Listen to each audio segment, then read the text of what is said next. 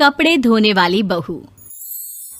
शादी के पहले से ही विभा को कपड़े धोने का बड़ा शौक था। कभी नल के नीचे तो कभी तालाब के पास। अरे मेरी नीली वाली लुंगी नहीं दिख रही है। विभा की अम्मा, कहाँ रखी है लुंगी? अरे वो तो विभा ने परसों ही धोकर रखी थी आपकी अलमारी में, देखो वहीं होगी। वो ना मैंने आज धो दी, मुझे लगा कि गंदी हो गई होगी। अरे कैसे गंदी हो गई थी? उसे तो मैंने पहना भी नहीं। हे भगवान, इस लड़की के कपड़े धोने की आदत से परेशान हो गया हूँ मैं। जितना तो घर में राशन नहीं आता, उससे कहीं ज्यादा डिटर्जेंट पाउडर का खर्चा है।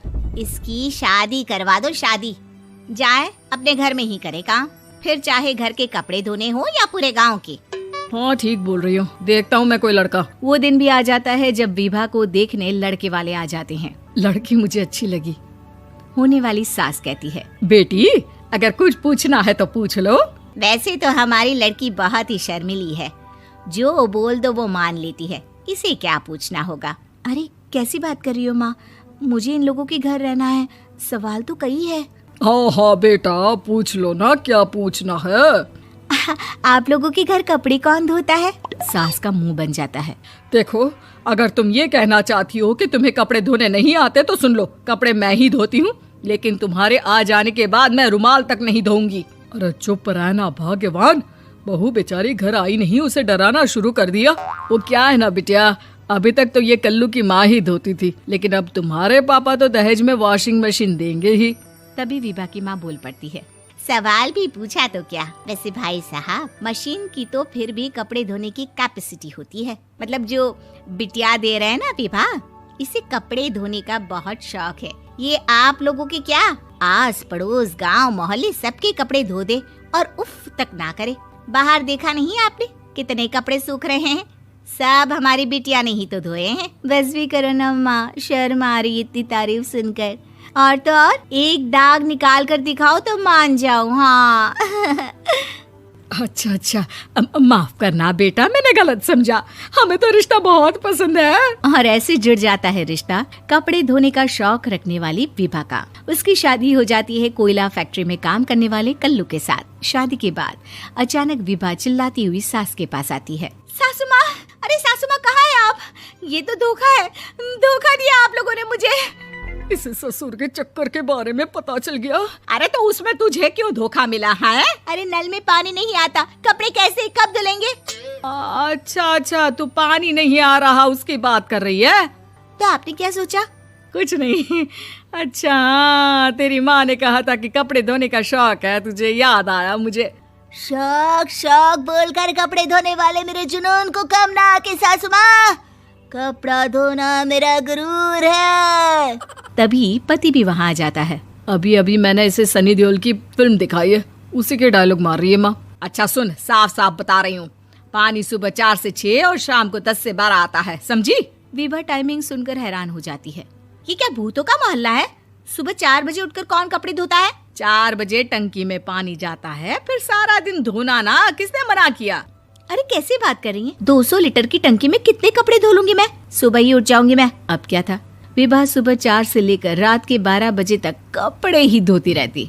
एक रोज सास पड़ोस से निकलकर कहीं जा रही होती है कि साथ वाली कहती है, हाँ कल्लू की माँ, जरा ये बताओ कि 2 साड़ी है, 2 ब्लाउज और एक पेटीकोट और एक नाड़े वाला लंबा कच्छा। हाँ तो? अरे तो क्या, कितना लोगी धुलाई ये बताओ। धोबन दिख रहे हैं हम क्या?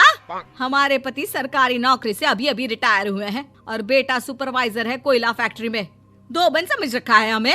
हाय रे कल्लू की अम्मा, माफ कर दो, वो तो मोहल्ले में यही सब बता रहे थे कि तुमने बहू को कपड़ा धुलवाने के काम में लगा दिया है। सास को पड़ोसन की बात सुनकर गुस्सा आ जाता है। वो घर पहुंचती है जहां घर के बाहर ही इतने सारे कपड़े सूख रहे होते हैं जितने कि किसी धोबन के घर पर। अरे ओ कल्लू की दुल्हन, बाहर निकल।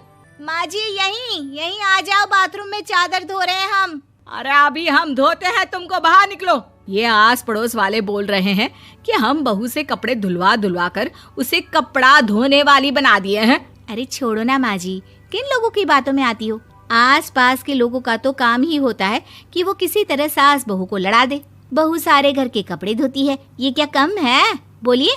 सास को भी लग जाता है कि वो बहू का ये सनकीपन नहीं छुड़वा सकती, इससे अच्छा है कि खुद ही चुप हो जाए।